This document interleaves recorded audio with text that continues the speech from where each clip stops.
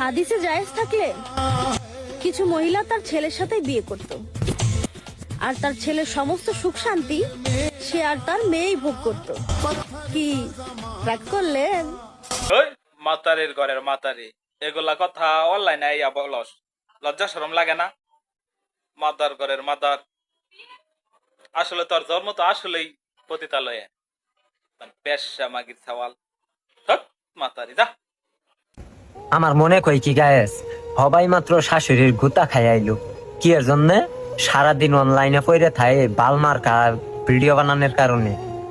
আবার এই ভিডিওতে দেখলাম অনেক আপুরা কমেন্ট করছে, সেই কমেন্ট গুলো আপনাদেরকে আগে দেখাই। ঠিক বলছেন আপু, কিছু মায়েরা ছেলের বিয়ের পরেও চাই তাদের ছেলেদেরকে আসলে বেঁধে রাখতে।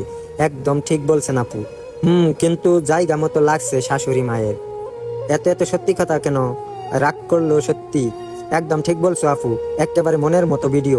সব শাশুড়ি এমনটাই চায়, কেউ পায় কেউ বা না পায়।